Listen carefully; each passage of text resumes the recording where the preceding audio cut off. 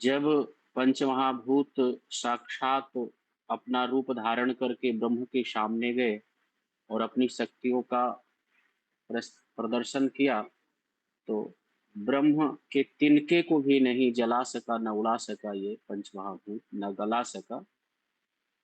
तो कहने का अभिप्राय है कि दृश्यमान जगत को देख करके जिन लोगों को ये भ्रांति होती है कि प्रकृति ही सब कुछ है, सूर्य, चंद्रमा, आकाश, नक्षत्र, तारे, वायु, पवन यही सब कुछ हैं, उनके अंदर एक भ्रांति है। ये परमात्मा की शक्ति के सामने ये कुछ भी नहीं।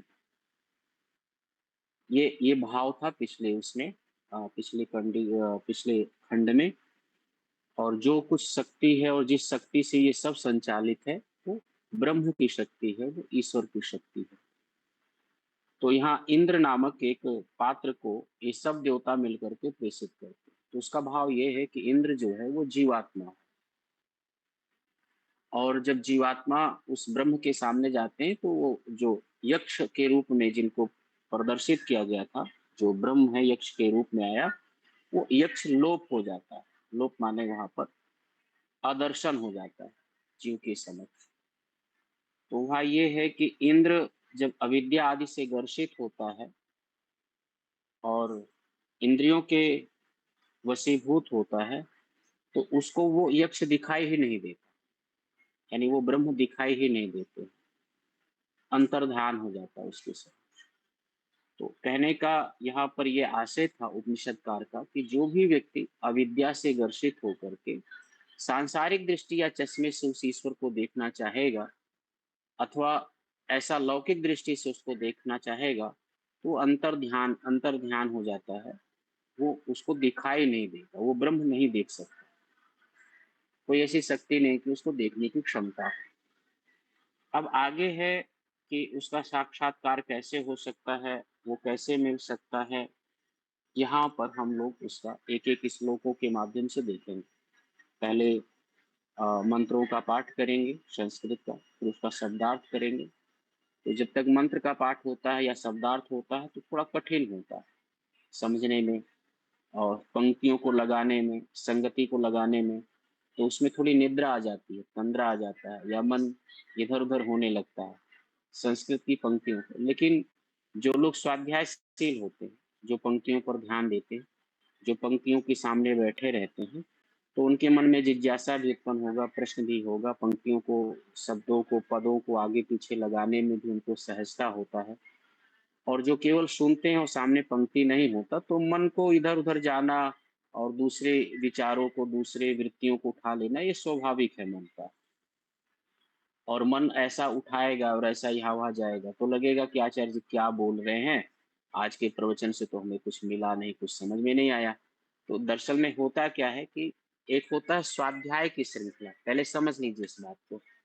एक स्वाध्याय की श्रृंखला होता है, जो सामने पुस्तक होता है, पंक्तियां होती हैं, आचार्य होते हैं, और वो उनके सामने हम बैठे रहते हैं। आचार्य के शब्दों पर हमारा कान होता है, पंक्तियों पर हमारी दृष्टि होती है, और मन में वहा होता है, जिज्ञासा होता है।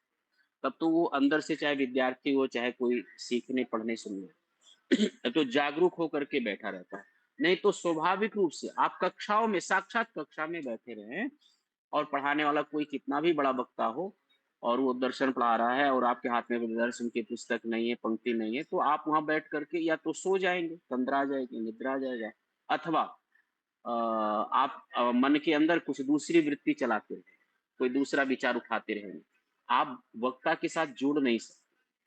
और दूसरा होता है प्रवचन। तो प्रवचन जो होता है, हेलो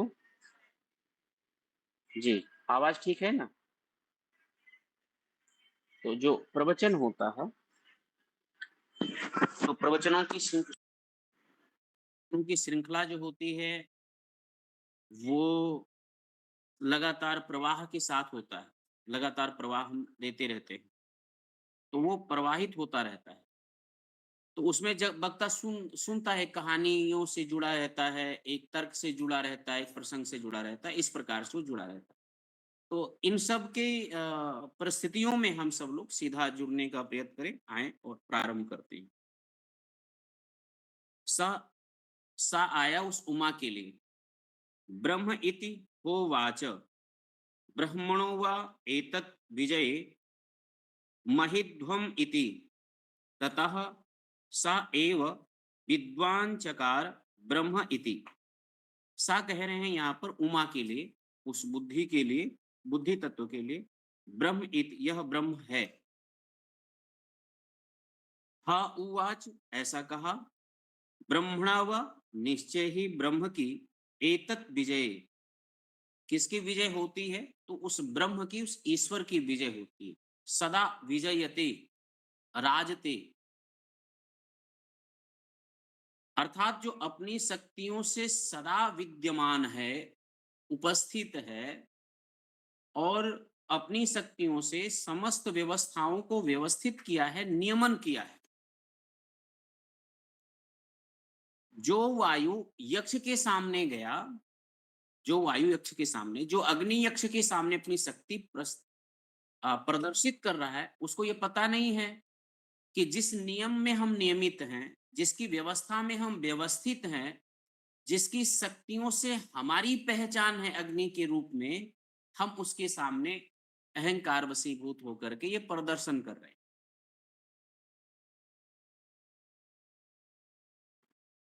तो उस ब्रह्म के विषय में एक दृष्टि प्राप्त हो रहा है। वो दृष्टि ये है कि एतत् विजय, वो सदा विजय रहता है, उसका विजय है। और यहाँ एक सामान्य अर्थ विजय का करते हैं कि दो का युद्ध हो रहा था, समकक्ष युद्ध हो रहा है, और एक राजा पराजित हो गया, एक राजा जीत गया राज्य पर, उसको भी विजय कहते हैं। वास्तविकता यहाँ पर विजय शब्द बी पूर्वक जी जय धातु है। बी माने विशेष और जय माने ख्याति, प्राकर्म। तो विशेष प्राकर्म उस ब्रह्म का ही है, उस ईश्वर का ही है, उसके प्राकर्म में और उसके जय रहने में, और साधारण मनुष्यों के जय रहने में, साधारण में, तो वहां सब सीमित शब्द लग जाता है। और जब ये चीज उस ईश्वर के लिए आएगा तो असीमित लग जाएगा। उसकी शक्ति, उसका सामर्थ्य, उसका ज्ञान, उसका पराक्रम सब असीमित है, अनंत है ब्रह्म का। बाकी से इस जगत का चाहे प्राकृतिक शक्तियां हो, चाहे जीवात्मा की शक्तियां हो, वो सब सीमित हैं, खंडित हैं, और दूसरे से आधारित हैं, आश्रित हैं। इस प्रकार से हम संगति लगाते हैं। तो विजय शब्द वास्तविकता केवल उस उपनिषद के दृष्टि में हम देखें तो विजय शब्द केवल उस ब्रह्म के लिए ही प्रयुक्त है, उपयुक्त है, और किसी के लिए। गौण भाषा में तो किसी को भी, किसी राजा प्रजा को आप कह सकते हैं, कहीं और कह सकते हैं, लेकिन सदा से जो विराजित है, विराजमान है, सदा से स्वयं स्वराजित है, वो वो विराट स्वरूप परमपिता परमात्मा ब्रह्म है। और रूपक में जो पिछला रूपक हमने देखा कि वो तिनका सामने रखा है, अग्नि न उसे जला पाई, वायु उसे न उड़ा पाया, जल उसे न गला पाया। तो यहाँ जो तिनका है बहुत छोटा अंश दिया गया, यानी परमात्मा की शक्तियों के सामने तिनका मात्र भी कोई उसका कुछ कर नहीं सकता। ये लोक भाषा में प्रयोग होता है कि भैया आप हमारा एक तिनका भी नहीं कुछ बिगाड़ सकते। और यहाँ जो अध्यात्म की यात्रा, जो अंतर यात्रा है, वो बड़ा विशुद्ध है। अंतर यात्रा ही बड़ा विशुद्ध रूप से है। और मैं विशुद्ध रूप से क्या, कि उसकी अंतर यात्रा में जो काम, क्रोध, लोभ, मोह, ईर्षा, द्वेष आदि तमाम प्रकार के विकार, जो मानसिक मानवीय विकार से भरा रहता है, ये जो मनुष्य के शरीर में, इससे भरा हुआ व्यक्ति भी बाहर कुछ नहीं जला सकता। अच्छा मान लिया जाए कोई जलनशील व्यक्ति किसी पड़ोसी से जलन की भावना रखता हो, मानसिक ईर्षा और द्वेष से बाहर के व्यक्ति का आप क्या बिगाड़ लेंगे, या कोई क्या बिगाड़ लेगा? तो मानसिक जलन से बाहर के किसी भी व्यक्ति का कुछ नहीं बिगड़ता। हाँ, अब उस जलन के कुंठा में आपकी हानि होती है, मानसिक क्षरण आपकी होती है। इससे परे हो करके अंदर जब जाते हैं तो उसको कुछ हो सकता है। इस प्रकार से ईश्वर को मानने वाला, ना मानने वाला, संशय में रहने वाला, प्रश्न उठाने वाला, प्रकृति को ढूँढने वाला, प्रकृति में रहने वाला, वो ईश्वर का एक तिनका भी कुछ बिगाड़ नहीं सकता। उसका कुछ नहीं कर सकता। और इसलिए रूपक के रूप में जो आप लोगों को ये पिछला खंड में मिला था, वो यही मिला था। तो इस पंक्ति में आया आया जो एतत् विजय, वो सदा विराजित है, सदा विजय विजय है, और वो उस स्वरूप वाला है, वो ब्रह्म है। महेध्वम, वो अपनी शक्तियों से, अपने सामर्थ्य से, अपने ज्ञान से उसको गौरव प्राप्त है, महिमा मंडित है। वेदों में, ऋषियों में, और जिन योगियों ने योग साधना से उनको प्राप्त किया, मुक्त कंठ होकर के उस परमपिता परमात्मा का गुणगान किया, जितना जाना है। और वो अभी तक करते आ रहे हैं। सदैव दो पक्ष है, ना मानने वाला, और एक पक्ष है या नहीं है, उसमें वो अपना सामर्थ्य की अल्पज्यता जताता है। जैसे कुछ जैनी लोग हैं, वो लोग कहते हैं कि भैया ईश्वर है या नहीं है, ये हम लोग से परे है समझ में। वो कुछ नहीं कहते इस विषय पर। और भी कई मत मजहब वाले हैं, तो वो संशय में भरे पड़े हों। वामपंथी हैं, अर्चक हैं, वो ईश्वर को मानते ही नहीं। बहुत सारे आजकल के साइंटिस्ट में 2 विभाग हैं, 2 भाग हैं। साइंटिस्ट वाले आज जो हैं, आधुनिक साइंटिस्ट, वो कुछ लोग मानते हैं, कुछ लोग नहीं मानते हैं। लेकिन टेबल पर आकर के सब लोग नहीं मानते। अध्यात्म में भी देखिएगा ज़रा, जो लोग ईश्वर को मानने वाले उसमें भी है, कुछ लोग साकार में, कुछ साकार में, कुछ निराकार में, कुछ इसमें, कुछ उसमें फँसे पड़े, झंझट में।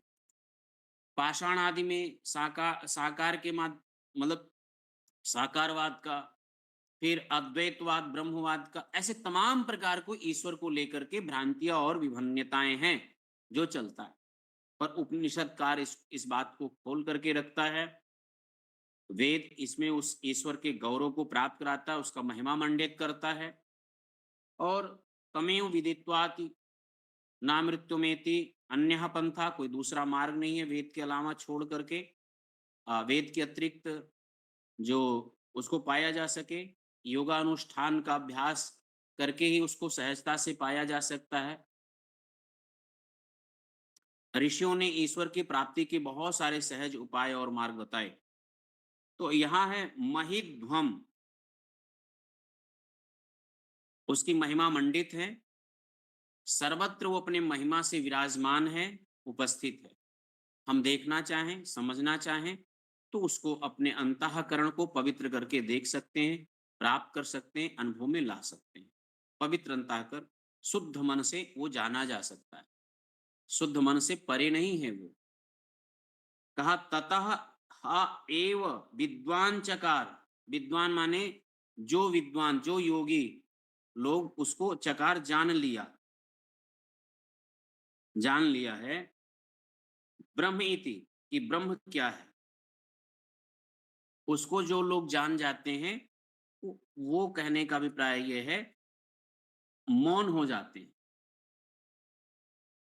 यानी प्राप्तम प्रापणियम, जो जानना था वो जान लिया, जो जानना था वो जान लिया, जो प्राप्त करना था वो प्राप्त कर लिया। इसी प्रकार से विद्वान चकार, यहाँ पर विद्वान योगी को कह सकते हैं, या ईश्वर प्राप्त, समाधि प्राप्त उस महापुरुष योगियों के लिए भी कह सकते हैं विशेष। तो भाव ये है कि उमा ने कहा इसमें कि हे इंद्र, वह यक्ष वास्तव में ब्रह्म ही है। यक्ष कौन था? ब्रह्म ही है। आप लोगों को जो विजय प्राप्त हुई वह तुम्हारी नहीं है, अपितु उस ब्रह्म की शक्ति से प्राप्त हुई है। अग्नि का जलना, वायु का बहना, सूर्य का प्रकाश, सब उसी परम सत्ता के अधीन है। यह सुनकर इंद्र ने यानी जीवात्मा ने श्रद्धा पूर्वक जान लिया कि वह यक्ष ब्रह्म ही था। अब उमा ने ये उपदेश दिया, अंतःकरण ने ये उपदेश दिया कि एक इस ब्रह्मांड में एक ऐसी शक्ति कार्य कर रही है कि जो पूरे ब्रह्मांड को संचालित, व्यवस्थित रूप से संचालित कर दे, पूरे ब्रह्मांड। दूसरा इसी प्रकार से आया, तस्मात् एते देवा, तस्मात् एते देवा, इसलिए ये देवता अतितराम इव अधिक श्रेष्ठ अन्यान देवान नेदिष्ठम पस्पर्शु विद्वान चकार।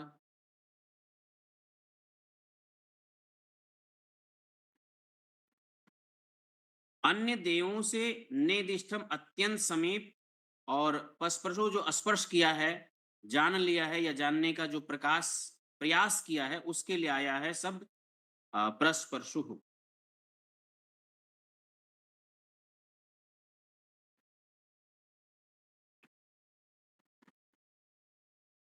तस्मात् एते देवा, इस कारण से ये अग्नि आदि देवता अतितराम इव अन्यान देवान, अन्य देवों की अपेक्षा अधिक महत्वशाली है। क्योंकि यत अग्नि ही, वायु और इंद्र ने ही उस ब्रह्म को अति निकटता से जानने का यत्न किया और उस ब्रह्म को जाना। श्रेष्ठ कौन है? ध्यान दीजिएगा। एक तो जो उस ब्रह्म को जान लिया वो भी श्रेष्ठ है, और जो जानने की प्रक्रिया में लगा है, सत्य पथ का वो जो पथिक है, वो भी श्रेष्ठ है, वह भी श्रेष्ठ है, और उस श्रेष्ठता की ओर वो गतिमान है, चल रहा है।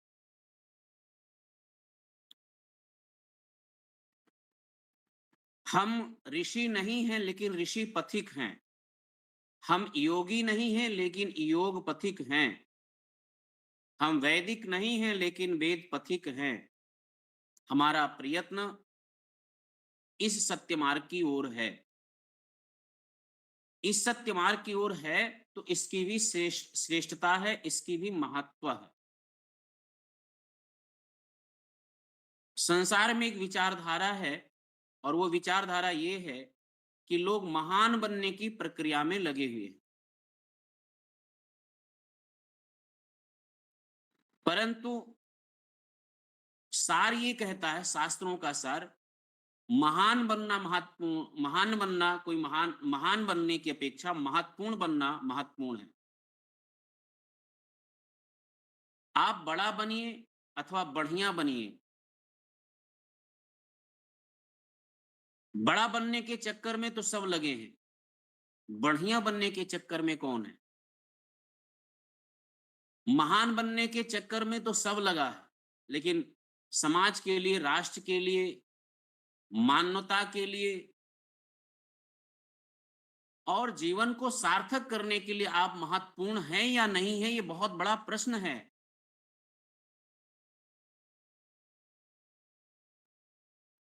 ये प्रश्न हम लोगों को, ये जीवन की रहस्य है।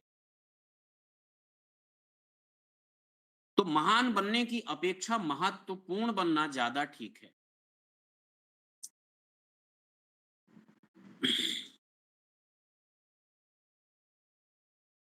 और महत्वपूर्ण क्या है कि जो आपके पास शक्ति और सामर्थ्य है, जो ज्ञान आपके पास में है, विद्या, बुद्धि, बल, ज्ञान आदि जो भी कुछ हमारे और आपके पास में है, वो औरों के लिए भी आवे, प्राणियों के लिए आवे, प्रकृति के लिए आवे। मैं एक छोटा सा विषय इस बीच में उठाना चाहता हूं। अभी भीषण गर्मी उत्तर भारत में चल रहा है। गुजरात में भी होगा, बड़ौदा में भी होगा गर्मी। 50 डिग्री सेल्सियस तक के तापमान में रहने के लिए आदमी व्यवस्था कर लिया है कि प्रकृति में 50 डिग्री सेल्सियस तक का तापमान होगा, तो वो एसी आदि लगा करके अपनी रक्षा कर सकता है। हम और आप रक्षा कर लेंगे। तो मनुष्य आज महान बना हुआ है, लेकिन मनुष्य को छोड़ करके अन्य पशु और पक्षियों के लिए आप कितने महत्वपूर्ण हैं, ये बताइए। हम मनुष्य अन्य पशु और पक्षियों के लिए कितने महत्वपूर्ण हैं? महान तो बने हुए हैं, बहुत बड़े-बड़े आविष्कार किए हुए बैठे हैं और इतना आविष्कार किए हैं कि एक व्यक्ति बनारस में बैठा और एक व्यक्ति गुजरात में बैठा आमने-सामने बात कर रहे हैं।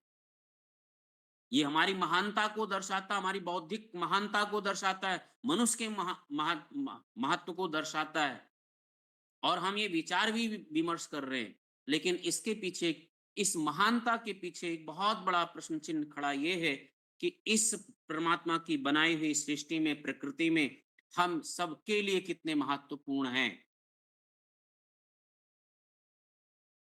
कितने महत्वपूर्ण हैं।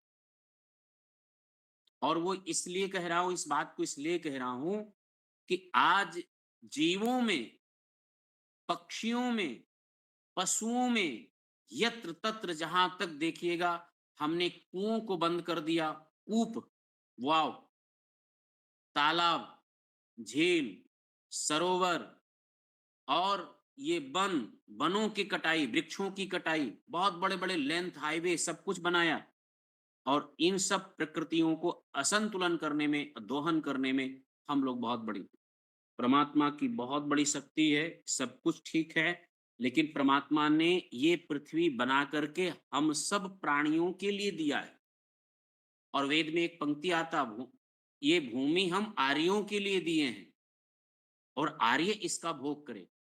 और वीरि भोग्या वसुंधरा की सुक्ति भी है।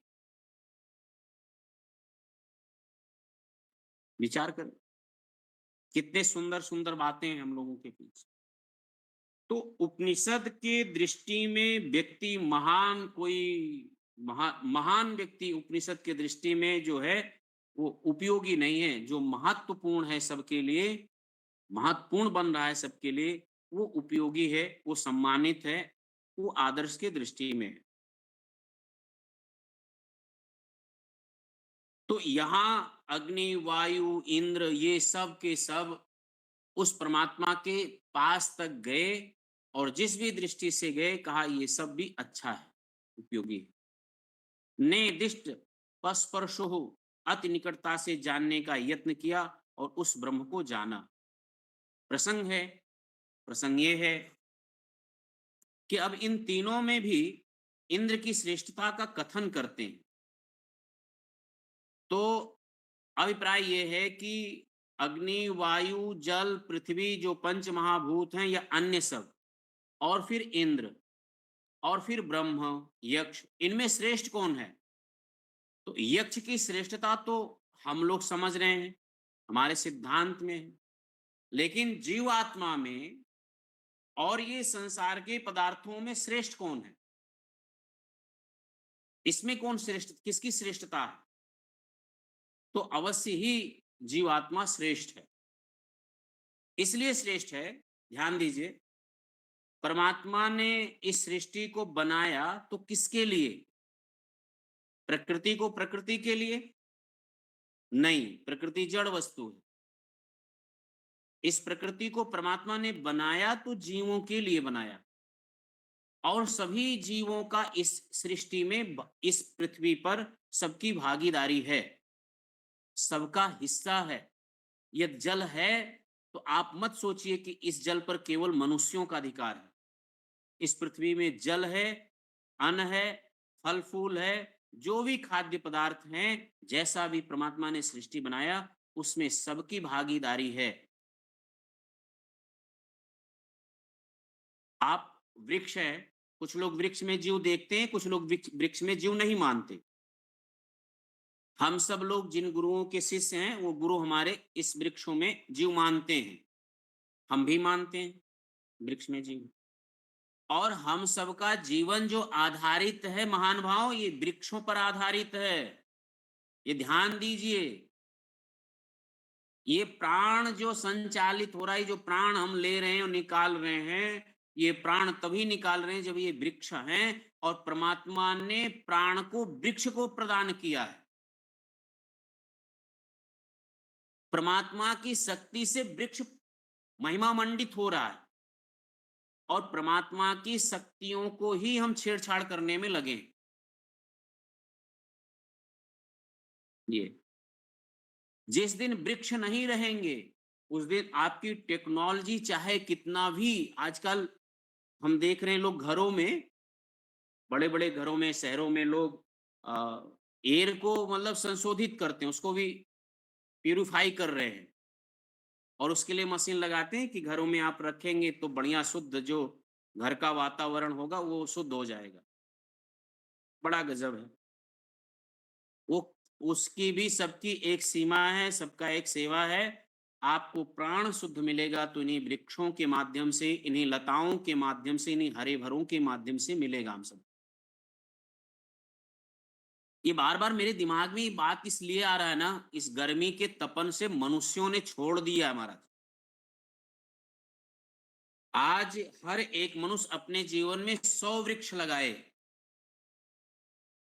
100 वृक्ष लगाए, तब जाकर के धीरे धीरे धीरे धीरे हम जैसे वृक्ष 100 वृक्ष लगाएं। इसकी सहज उपाय क्या है? मेरे चिंतन में ये आया कि पहले पक्षियां कुछ ऐसी थी, वो जहां जहां बीट करती, वहां समय समय पर बीट करती थी, और वर्षा के कारण फिर वहां पर वृक्ष उग जाते थे। स्वतः प्रकृति में इस प्रकार से प्रजनन, वृक्षों के उन्नयन में पक्षियां बहुत सहयोगी थी।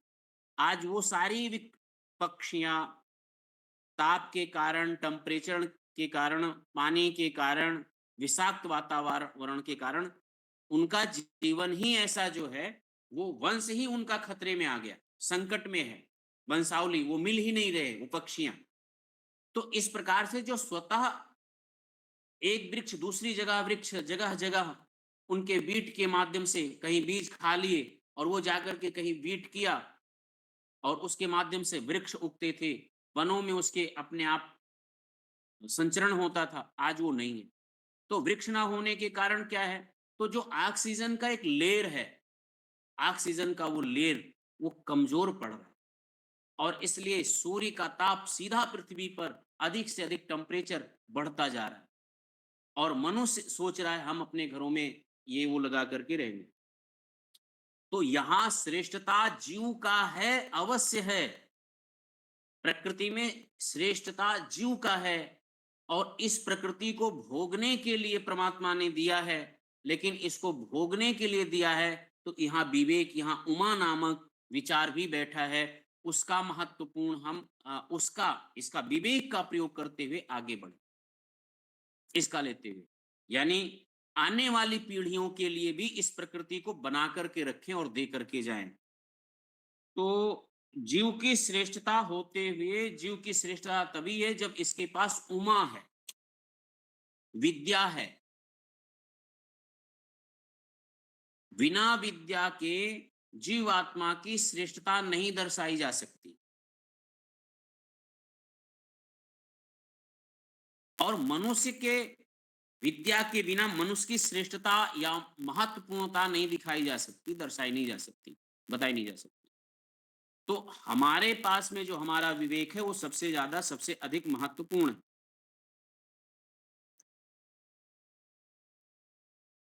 तो तस्मात् व इंद्र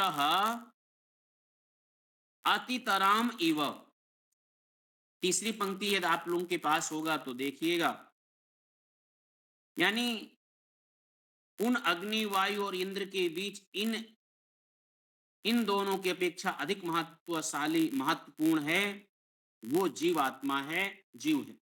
क्योंकि वे तो जान ही नहीं सकते। इंद्र ही एक ऐसा है जो उस ब्रह्म को जान सकता है, उस ब्रह्म की व्यवस्था को जान सकता है, उसकी प्रकृति, इस सृष्टि को जान सकता है। केवल एक इंद्र है, एक जीवात्मा है। अब जितनी प्रतीति जीवात्मा को होती है, उतनी प्रीति दोनों को होती है। यानी भक्त और भगवान के बीच में प्रेम प्रकट होता है, तो भक्त वही है जो भगवान की आज्ञाओं का पालन करता है। और वेद में परमात्मा ने सब आज्ञा दे रखा है। भक्ति विशेषात का लिखा है स्वामी जी ने कि भक्ति विशेष करें, अर्थात उसकी उसी की आज्ञा का पालन करने में सदैव तत्पर रहें।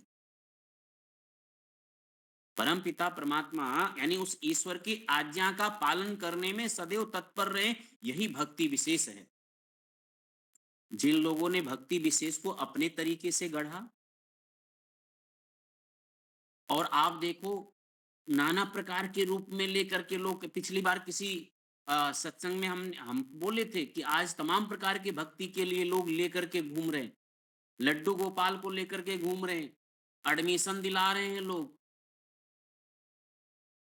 क्लास में स्कूल में एडमिशन दिला रहे हैं, लड्डू गोपाल पढ़ने जा रहे हैं।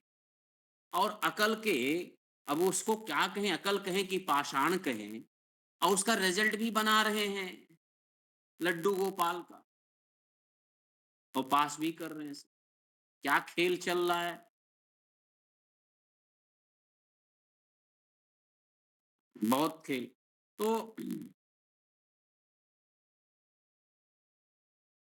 तो तस्मात् वै इंद्रः अतितराम इव, इस जीवात्मा की श्रेष्ठता कितनी है और भक्ति विशेषात क्या है, उस भक्ति को समझ सकते हैं उसकी आज्ञा का पालन करने में। और आज्ञा का पालन करने में बुद्धि और विवेक को खोल करके देखिएगा तो आगे इसी उपनिषद में बताया है सांगोपांग पढ़ने का, वेद आदि पढ़ने का, शास्त्र मोक्ष शास्त्रों को पढ़ने का आदेश दिया है, तप करने का आदेश दिया है। और उसी के माध्यम से जितना बुद्धि शुद्ध होगा, विवेक जितना उत्पन्न, विद्या जितना उत्पन्न होगा, उस परमात्मा की उतनी प्रतीति होगी, और जितनी प्रतीति होती है उतनी प्रीति होती है, और जितनी प्रीति होगा उतना ही आपको दैवीय गुण से संपन्न व्यक्ति बनता है, दैवीय गुण से संपन्न बनता है। आज पूछो, दुनिया शांति खोज रहा है, नहीं मिल रहा है। प्रेम प्रेम खोज रहा है, प्रेम नहीं मिल रहा है। सुख खोज रहा है, सुख नहीं मिल रहा है। और तो छोड़ दो, अब तो बिस्तरे हम लगा रहे हैं और नींद खोज रहे हैं। एक सही नींद की तलाश में लोग लगा है, और मूर्खता इतनी पूर्ण है कि व्यक्ति बिस्तर लगा रहा है और नींद आने का उपाय नहीं कर रहा है, शांति का उपाय नहीं कर रहा है। जिन जिनसे एक तृप्ति कारक भूख व्यक्ति के मन शरीर में लगता है, वो भी खो चुका है। खाने के लिए इतने सारे सामग्री है, भूख हो प्रति भूख नहीं है। इतने सुंदर बिस्तर हैं, नींद नहीं है। जानते हैं, इसलिए कि हम सब लोगों ने इस परमात्मा की व्यवस्था से दूर हैं, उसके नियमन से दूर हैं, उसके आज्ञा पालन से दूर हैं, और इसी संसार के मकड़ जाल में हम लोग फंसे पड़े, मकड़ जाल में। और जितने मक्कार व्यक्ति हैं वो मकड़ जाल में फंसे पड़े। बहुत कठिन शब्द है, बहुत कठिन कड़वा शब्द। नाटकी किस्म के लोग, या तो वो बिल्कुल नास्तिक बने हैं, या संशय वाला बना है व्यक्ति, अथवा वो नाटकीय तरफ से वो भक्ति को दिखा रहा है, नाटकीय तरफ से समझना नहीं चाहता।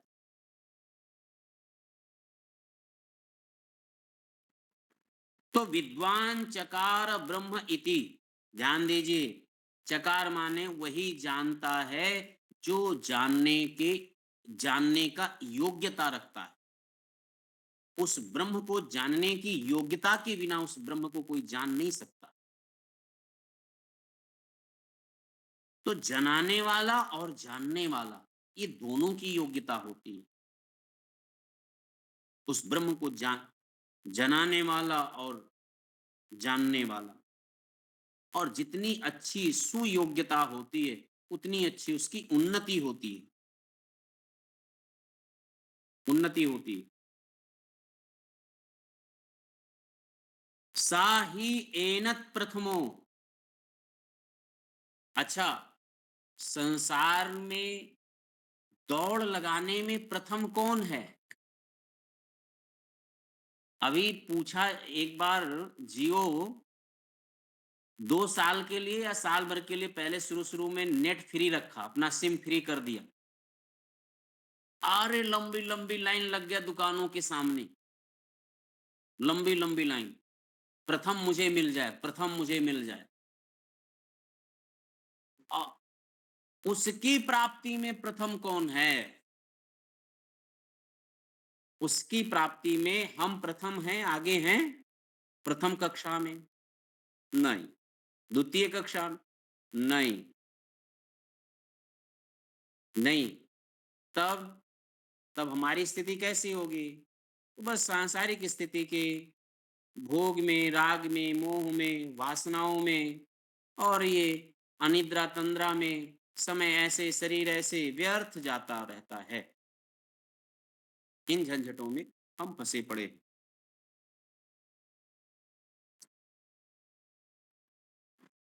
तो संसार की समस्त जड़ चेतन रूप वस्तु में ईश्वर की ही शक्ति काम कर रही है,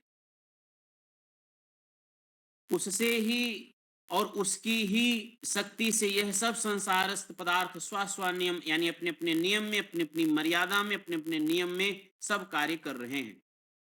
उसकी सत्ता को नहीं स्वीकार करता, वह सबसे बड़ा अज्ञानी है। यानी उस परमात्मा को जो नहीं स्वीकार कर रहा है, उसकी शक्ति को नहीं स्वीकार कर रहा है, उसकी रचना को, वो अज्ञानी है, वो अंधकार में है और वो भयंकर दुख में है, महान दुख में पीड़ित हो रहा है। अगले छंद में ये बात बहुत अच्छा है कि अगले छंद में उपनिषदकार ने बड़ी अच्छी बात कही है। बात तो सब अच्छी है, एक से बढ़कर एक है, उसकी श्रृंखला में एक से एक बढ़कर के एक है, पर जितनी बात हम लोगों के सामने आ रही है, वो उतना ही अच्छाइयों को लेकर के आ रहा है, क्योंकि हम सबके अज्ञानता को, हम सबके शैथिल्यता को, हम सबके शिथिलता को दूर कर रहा है। तो तस्य ऐसा आदेश, तस्य ऐसा आदेश, आदेश है, उपदेश है। आदेशा माने उस परमात्मा का, ब्रह्म का उपदेश है। यत एतत विद्युतः विद्युत तत् आ इति, जो आप देखना चाहें ये प्रकाश, यानी जो भी प्रकाश में है अप्रकाशित है। ये ऐसे नहीं है, प्रकाश में है और प्रकाशित है। प्रकाश का मतलब ये है कि जो हम ये लौकिक देख रहे हैं ना, दृष्टि से, रोशनी जिसे कहते हैं, रोशनी उसे नहीं, रोशनी में हमें वस्तु दिखाई दे जाता है, इसलिए हम उसको प्रकाश कहते हैं। और प्रकाशित है यानी वो हमारे लिए उपस्थित है, वो स्वर साकार रूप में दिखाई दे रहा है। अब सूरज है, प्रकाशित है, चंद्रमा है, प्रकाशित है, पृथ्वी है, प्रकाशित है। जब यही सृष्टि का प्रलय हो जाए तो वो अप्रकाशित होता है, कुछ रहता ही नहीं, वो अपने किस मूल कारण में चला जाता है, प्रकृति अपने मूल कारण में रहे। तो यहां आया, परमात्मा ने उपदेश दिया, एतत विद्युतः विद्युत तदा इति, जो प्रकाश है और प्रकाशित है उस परमात्मा की शक्ति से है। ये मेरे आस्था का विषय, मेरे श्रद्धा का विषय, मेरे सत्य, मेरी अज्ञानता को हटा करके मेरे सत्य निष्ठता की विद्यमानता है इसमें। इन पंक्तियों पर मुझे पूर्णतः आस्था होनी चाहिए कि लोक में जो प्रकाशित है, विद्यमान है, उपस्थित है, जिसकी सत्ता है और जिसका लाभ लोग प्राणी ले रहे हैं, पशु पक्षी जीव जंतु, चाहे वो समुद्र है, चाहे सागर है, चाहे आकाश है, चाहे नक्षत्र है, चाहे तारे हैं, चाहे ये लोक लोकांतर है। हर एक बात का जो प्रकाशित है, जो उपस्थित है, एक दूसरे से सब जुड़े हैं और एक दूसरे का सब लाभ ले रहे हैं। कितनी बड़ी बात। और इसके ये देखें कि इसको देख करके इन पंक्तियों पर मुझे आस्था प्रकट होना चाहिए। श्रद्धा अंदर से आत्म ज्ञान का भाव उत्पन्न हो जाए, ब्रह्म ज्ञान का भाव उत्पन्न हो जाए। इससे बढ़कर और क्या होगा? इससे अच्छी चर्चाएं और क्या हम सुनेंगे? हमारे कानों में उस ब्रह्म के जानने की जितने स्रोत हैं, वो स्रोत सुनने में आ रहे हैं, वो स्रोत मिल रहे हैं मुझे।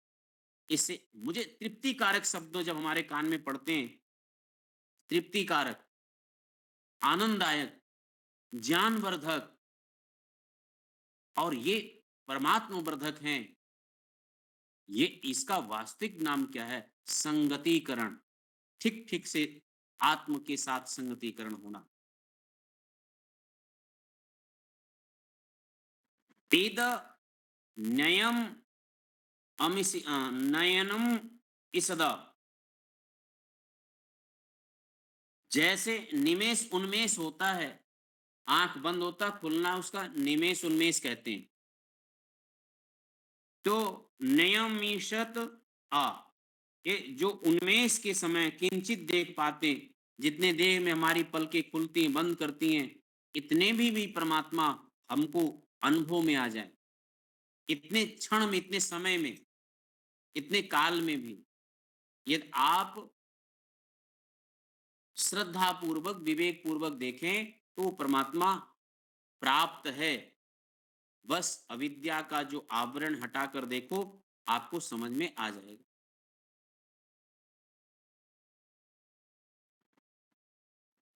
उसको ऐसा ही जानना चाहिए जैसे बिजली क्षण क्षण में चमकती है और बंद हो जाती है। आंख के निमेष उन्मेष के समय किंचित देख पाते हैं, यही अध्यात्म उपदेश है। मानो उस ब्रह्म के प्रथम महत्व को जाने, फिर उपासना की विधि को ठीक ठीक समझे, तत्पश्चात योग द्वारा उसे प्राप्त करे। क्योंकि आजकल बहुत से लोग उस ब्रह्म के सच्चे स्वरूप को, उसकी प्राप्ति के साधनों के जाने बिना ही ब्रह्म के नाना प्रकार की कल्पना कर लिया और नाना प्रकार की उपासना पद्धति गढ़ रखी है, जिनसे यही समझ नहीं आ रहा कि ब्रह्म साकार है या निराकार है, सातवें आसमान पे है या चौथे आसमान पे है, क्षीर सागर में है या सर्वत्र व्यापक है।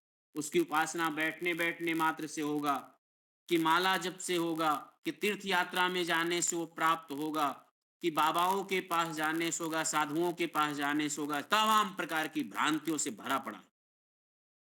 और विवेक आ जाए, विवेक ख्याति प्राप्त हो जाए, तो जैसे ये हमारी पलकें उड़ती हैं, बिजली चमकती है, जो क्षण मात्र में प्रकाशित हो जाता है, वैसे ही परमात्मा दिख जाता है, प्रकाशित समझ में आ जाता है। और जिसके समझ में आ जाता है, वो खुशियों से, आनंद से नृत्य नाच उठता है। मन और रोम रोम रोमांचित हो जाता है। ये कभी-कभी हो जाता है। लोगों को अनुभव में आने लगता है। समय में बहुत सारी ऐसी घटनाएं घटती हैं साहब। विसंगतियों में, विपरीत परिस्थितियों में आपको अदृश्य शक्ति का अनुभव होता है। लेकिन जब समय अनुकूल हो जाता है या वो घटनाओं पर पर्दा पड़ जाता है, तो व्यक्ति को अनुभव में नहीं आता, पकड़ में नहीं आता, ज्ञान में नहीं आता, स्रोत में नहीं आता। तो यहाँ तस्य ऐसा आदेशः यद एतद विद्यतो विद्युतता इति यद न्ययमिषदा इति अधिदैवतम इति अधिदेवतम, यही अध्यात्म उपदेश है कि जैसे बिजली के चमकने से कुछ सामग्री दिख जाता, कभी कभी विवेक और विद्या के पुट आ जाने से वो ब्रह्म की उपस्थिति हो जाती है, सामान्य व्यक्तियों को भी, सामान्य जन को भी।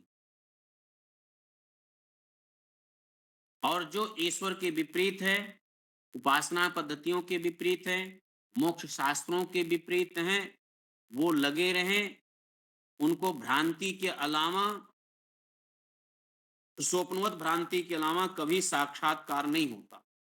ये साक्षात घोषणा है उपनिषद का।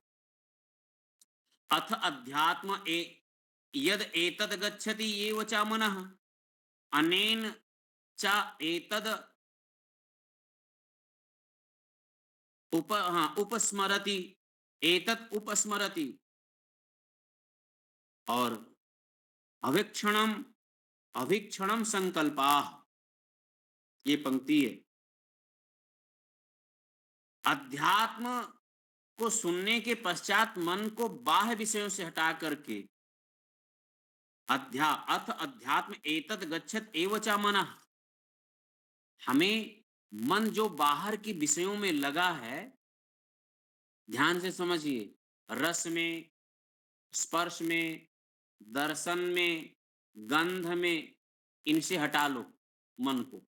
ये पंक्ति है, यद एतद गच्छत एव च मनः, इनसे हटाओ और विज्ञान में लगाओ, परमात्म विज्ञान में, अध्यात्म विज्ञान में मन को।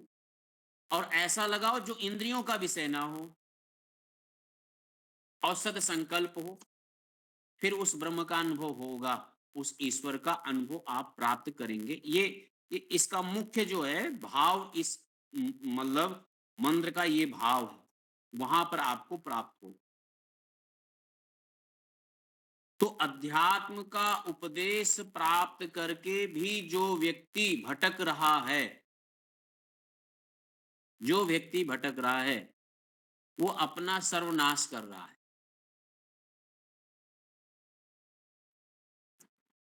मैं, देखो, बाहर खोज रहा, अध्यात्म का उपदेश लेने के बाद ईश्वर को बाहर नग्न आंखों से देखना चाहता है बाहर, तो वो भटक रहा है। इंद्रियों से समझना चाहता है, जैसे वो रस को समझता है, खट्टा मीठा चखता है, ऐसे आंखों से लाल पीला नीला काला देखना चाहता है। कान से जैसे गीत भजन और सब संगीत सुनता है, वैसा सुनना चाहता है, तो वो भटक रहा है, वो भटक रहा है। तो क्या है, कहा कि इसकी तो इस ईश्वर के साक्षात्कार करने का या उस ब्रह्म को जानने का जो विषय वस्तु है, वो पद्धति अलग है, वो भीतर ही होगा। और भीतर जानने की जो प्रक्रिया होगी वो विलक्षण है, अद्भुत है। वो धीरे धीरे शुद्ध मन से, शुद्ध विज्ञान से, परमात्म विज्ञान से, मोक्षादि शास्त्रों के स्वाध्याय से धीरे धीरे धीरे धीरे विषय क्लियर होता है। ब्रह्म विषय जो है वो आपको समझ में आता है, फिर धीरे धीरे उसका साक्षात निश्चय हो जाता है। यही है, ऐसा ही।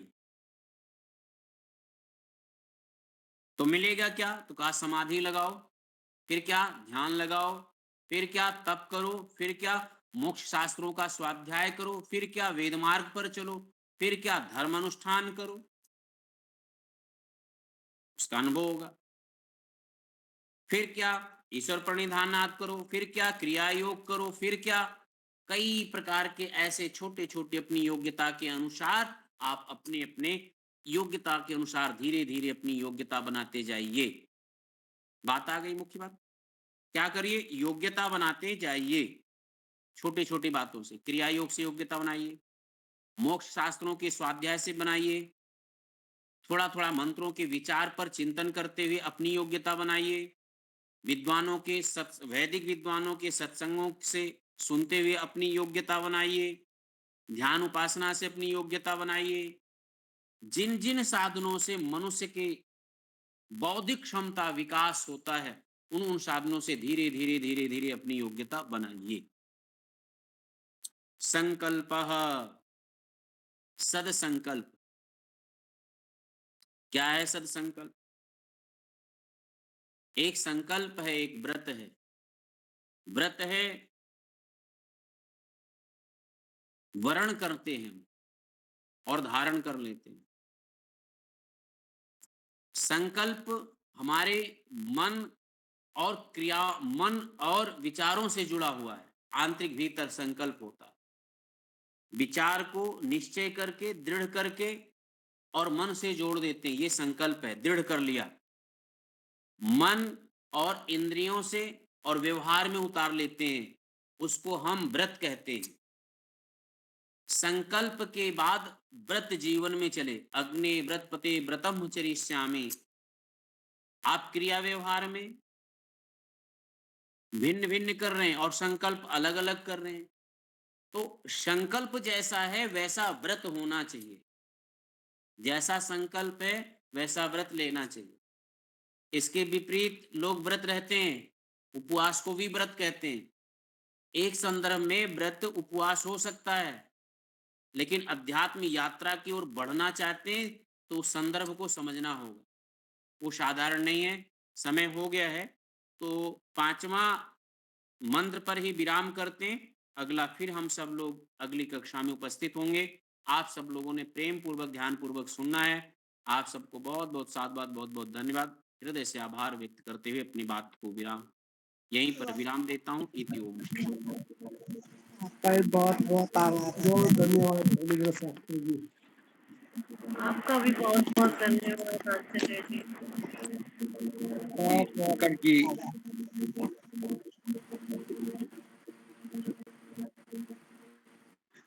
शंकर जी शांति पाठ